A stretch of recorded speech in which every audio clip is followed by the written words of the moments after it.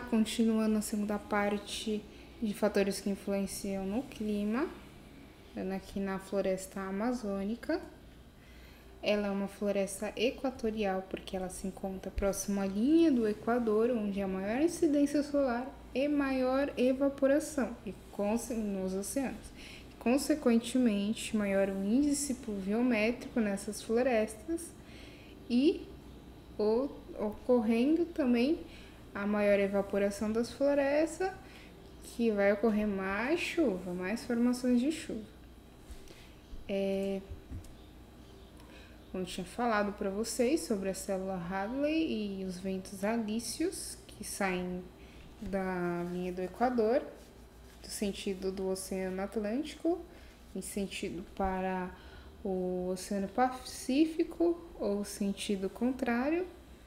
Esses ventos alísios ocorre então a evaporação constante nos oceanos, o ar quente sobe, o ar frio desce, formando então nuvens de chuva. Então, muitas vezes tempestade nessa região equatorial, através desse movimento de células de Halley. Essas chuvas formadas então no oceano são levadas para o continente através dos ventos alísios, os ventos horizontais, e vai diretamente para a floresta na Mata Atlântica, na floresta amazônica. Como eu tinha explicado para vocês, esses ventos não levam para a Caatinga brasileira. Vocês podem ver aqui que a Caatinga é a formação de uma região semiárida e a floresta amazônica é a floresta pluvial tropical.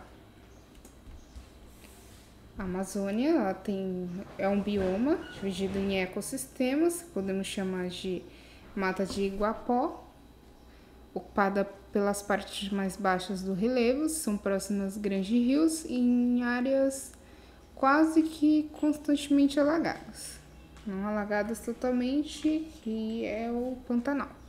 Temos a Mata da Várzea, encontrada nas áreas mais elevadas, que é da Mata de Iguapó, é inundada somente durante as maiores cheias.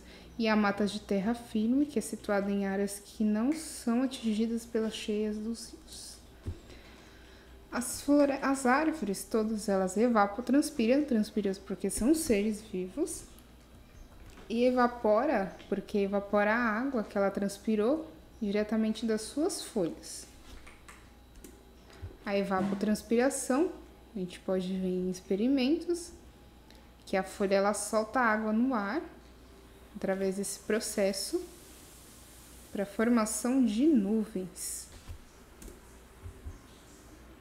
E como ela faz isso? A água, ela pega a água que está através das suas raízes, a água que está no solo, pode ser a água que está disponível depois de uma chuva, próximo de um rio ou de uma água subterrânea.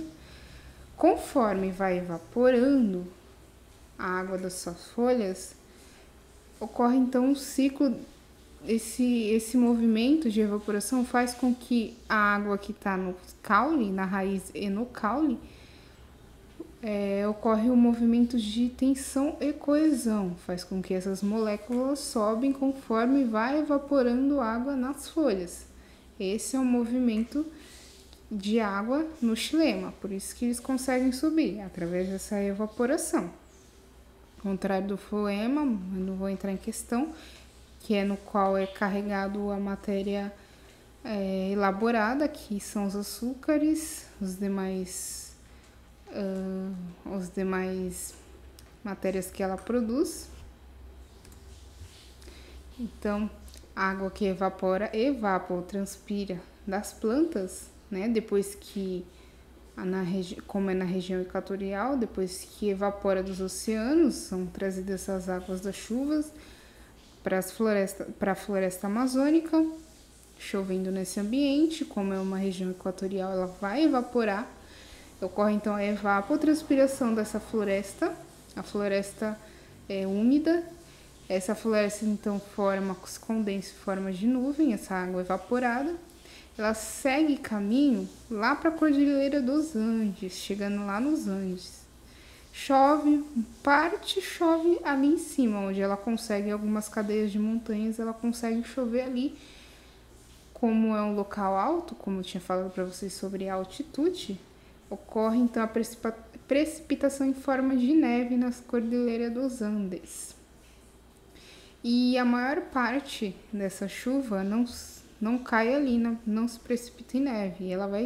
Ela muda de direção, de fluxo e vai para outros locais, como outros países da América do Sul, mais ao sul, e as regiões centro-oeste, sul e sudeste do país.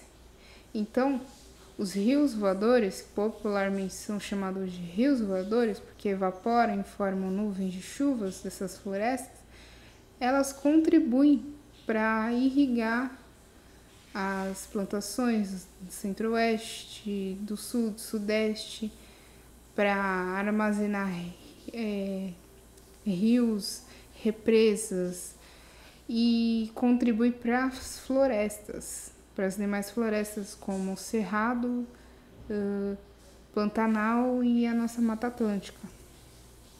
Essa cordilheira dos Andes, vocês podem ver que ocorre então a precipitação em neve, formação de geleiras sobre essas montanhas. Como vocês podem ver aqui, ocorre então parte de formação de chuvas.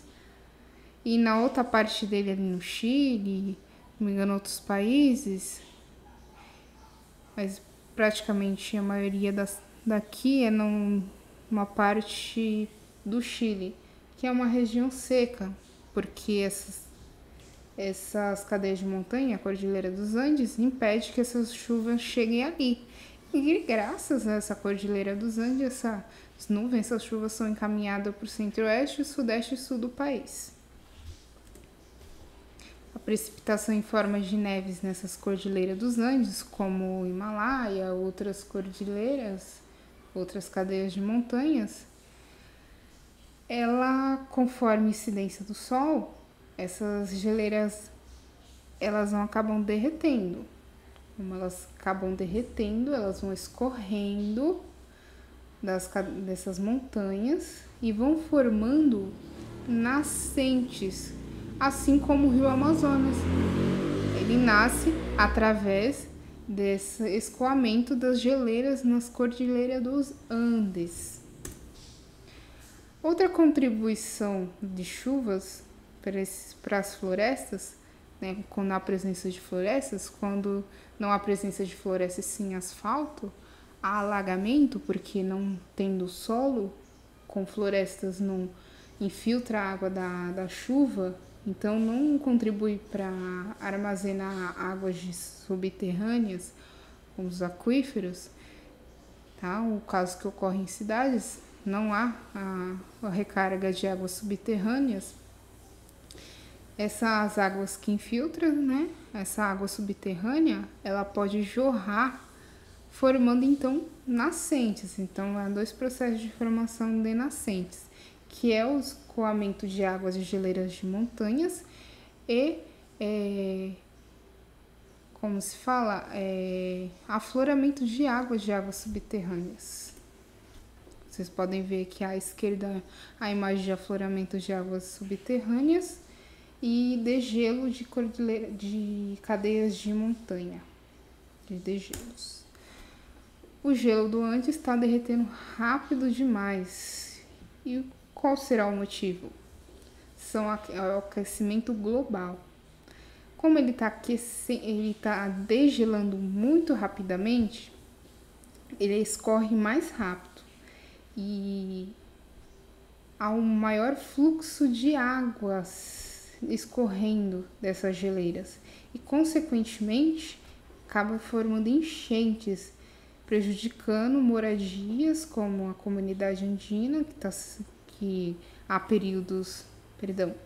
há comunidades que estão mais à beira desses rios, como o rio Amazonas, ou ali próximo a outros rios que se formam através da Cordilheira dos Andes. Ocorre então a formação de enchente, porque degela muito rapidamente. E outro efeito do aquecimento global é que demora então para precipitação de gelo e com o aquecimento global prejudica também para essa formação de gelo na Cordilheira dos Andes e dessa forma a falta de água está sendo vista então em comunidades andinas lá na Cordilheira dos Andes e consequentemente vai matar o rio Amazonas como os outros rios ali presentes. O aquecimento global é dessas duas formas que ela está prejudicando a Cordilheira dos Andes.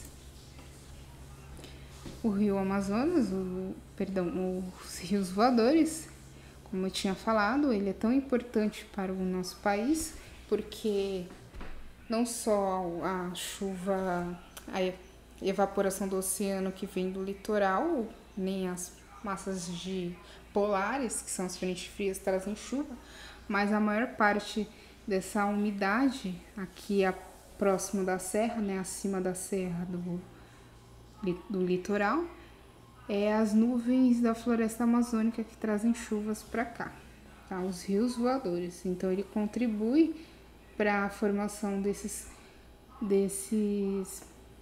biomas, Cerrado, Pantanal e Mata Atlântica.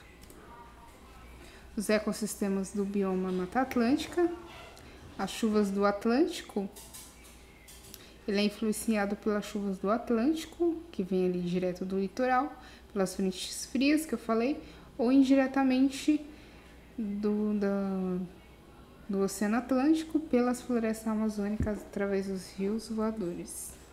Essa influência dos oceanos na Mata Atlântica, como outras florestas tropicais. O litoral, como ele é mais chuvoso, como eu tinha falado para vocês de maritimidade, ele é o litoral ele é mais chuvoso acima da Serra do Mar. Então a maior precipitação sempre que evapora ali dos oceanos, chove mais no oceano e naquelas regiões litorâneas. Então há menores chuvas acima da Serra do Mar, tá? E consequentemente essas menores pluviosidade, como na Serra do Mar, há influência também na vegetação. Por isso que temos várias formações e subformações da Mata Atlântica. A gente pode falar ambrófila e a estacional, principalmente. A restinga, ela é mais próxima às praias, tá? Por causa da salinidade, tanto das restingas como dos manguezais. Tem espécies específicas para esse ambiente, que são os fatores de salinidade que influenciam essa vegetação. Já a ambrófila e estacional, temos também campos de altitude, que é mais regiões que vão influenciar por causa do frio. Chegando então nas ambrófilas e estacional, temos os tipos de ambrófila, temos densa, mista e aberta. E a diferença está entre a densa e a aberta é que a densa tem a maior concentração de árvores, tem maior quantidade de floresta, é uma floresta mais fechada. Teremos a aberta, que é um pouco mais aberta, e a mista, que é parcial. E elas estão constantemente com suas folhas, como nessas regiões é mais no litoral, esses litorais que vocês podem encontrar aqui, mais verdinho, floresta ambrófila densa, como no litoral norte, todo o litoral paulista, há a presença dessas florestas ambrófila, que nada mais é maior índice de pluviosidade. Então lá, como tem uma incidência maior de chuva por causa de estar próximo do oceano, então essas espécies de planta, elas estão sempre verdes, não ocorre então a queda dessas folhas, ao contrário das estacionais, que elas estão mais presentes nas regiões mais acima da serra, tá? Ela lembra um pouco o cerrado, mas é Mata Atlântica, ainda é Mata Atlântica. As estacionais temos a decidual, que ela cai totalmente, e a semidecidual, que ela cai parcialmente. Essa semidecidual a gente encontra então nas florestas, como se fala, aquelas florestas lá do Paraná, das araucárias. Chamamos então floresta estacional semidecidual. Vamos falar então do cerrado. as várias faces de um bioma. O cerrado, de uma forma geral, é classificado como uma savana. O bioma todo, porém, abriga uma enorme variedade de formações florísticas que vão desde campos abertos até floresta com árvores de até 30 metros de altura. A formação são agrupadas em 3 famílias: campestres, savânicas e florestais. Aqui vocês podem ver que tem de campos para cerrado, o cerrado já tem uma maior vegetação, mais altas, tem árvores. Já no cerradão já tem uma maior quantidade de vegetação e árvores maiores. Fenômenos atmosféricos. Temos aqui a primeira inversão térmica e smog.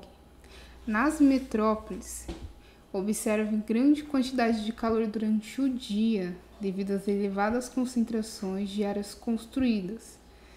A impermeabilidade do solo, com asfalto, cimento, calçadas, desmatamentos, sendo que durante a noite, no entanto, perdem calor rapidamente. Tá? Então, como se fosse um deserto, tá? Muito quente de dia e muito frio à noite. Isso ocorre mais no inverno. Então, a inversão térmica, ela ocorre quando o ar quente, normalmente, o ar quente ele sobe, o ar frio desce. E dessa forma, essa inversão térmica ocorre mais durante os períodos de inverno, porque com esse ar frio mais próximo aqui da área que a gente respira, na atmosfera, acúmulos de poluentes, acaba se acumulando poluentes nessa região fria. Ao contrário, aqui à esquerda, quando o ambiente está mais quente, no verão, na primavera, esses poluentes são mais dispersos. Mas quando o ar está frio, está mais nessa proximidade que a gente respira, há um acúmulo de poluentes. Por isso que normalmente nas grandes metrópoles há pessoas que têm processos de efeitos alérgicos por causa de poluentes de carros, de fábricas, mais durante o período de outono e inverno, por causa dessa inversão térmica. Durante o frio, há maior acúmulo de poluentes na área que a gente respira. Temos também as ilhas de calor. O perfil de ilhas de calor, o mesmo fato como a inversão térmica e o smog, por causa do asfalto, por causa das construções, por causa dos cimentos e menos vegetação. Então, nesses ambientes, há um maior acúmulo de calor, maior irradiação solar nesse ambiente acumulado nessas regiões, nas grandes metrópoles. Então, um dia de sol esquenta o cimento, um pouco dessa energia irradiada volta para a atmosfera, mas a maior parte é absorvida pelo cimento, por isso que à noite, aqui no caso, a noite é muito quente. A energia acumulada no cimento continua irradiando, deixa a temperatura do ar até 12 graus mais quente do que uma área com uma área verde. As soluções para isso são telhas verdes, mais sustentáveis, sombras, tirar o cimento para substituir por áreas verdes, pisos que absorvem menor calor. E essa ilha de calor, ela acaba bloqueando, tá, essa passagem de circulação de vento. Circulação de vento, os ventos alísios trazem as chuvas, né, vindas do oceano, ou da floresta amazônica, ou os ventos polares, trazendo as frentes frias. Então, ele acaba bloqueando essa passagem de vento que vão trazer essas nuvens. As nuvens de chuvas ganham, então, uma grande altitude, porque essa ilha de calor está bloqueando a sua passagem. Ela caindo, ela subindo, então, ganhando grandes altitudes, em vez de elas caírem em forma líquida, essa chuva, se precipitar em forma líquida, elas acabam formando granizos, porque maior a altitude, menor a temperatura. Então, essas nuvens em forma de gotas de água, elas acabam formando granizo. Quanto maior essa altitude, maior é o granizo. E quando ocorre então essa chuva, ela cai em forma de granizo e o que chamamos então de tempestades, em vez de cair como antigamente eram garoas em São Paulo, é formada então grandes tempestades. Ciclone e tornado.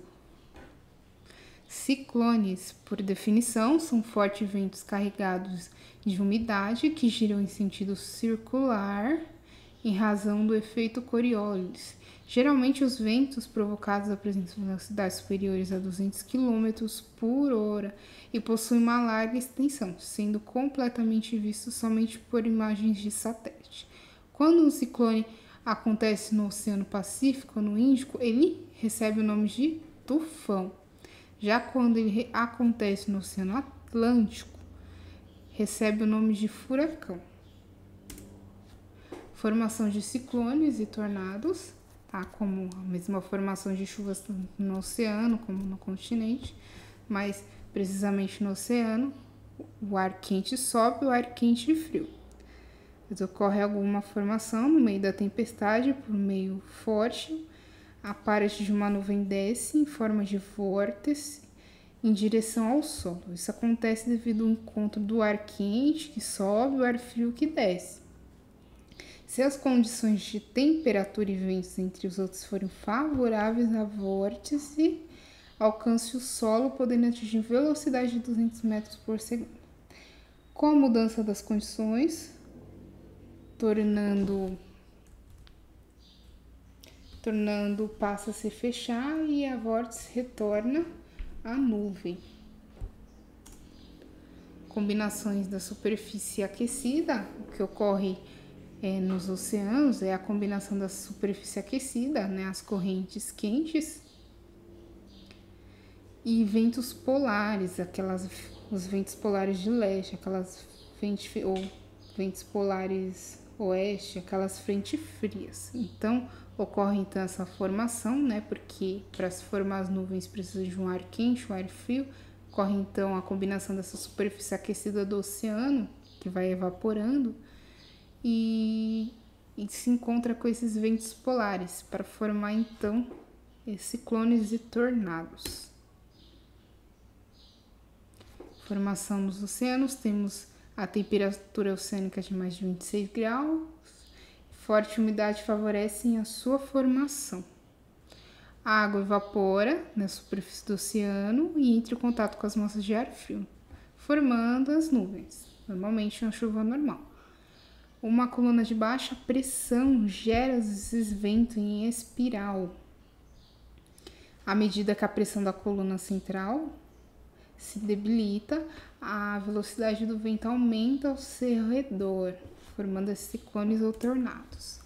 A força de rotação da Terra é menor próxima do Equador, por isso os furacões se formam a mais de 5 graus de latitude, ou 550 quilômetros do Equador. As dimensões, temos a depressão tropical, que são ventos de até 61 km por hora, tempestades de 63 a 117 km por hora, furacão e tufão a partir de 118 km por hora. Mais de 249 km por hora, um super tufão.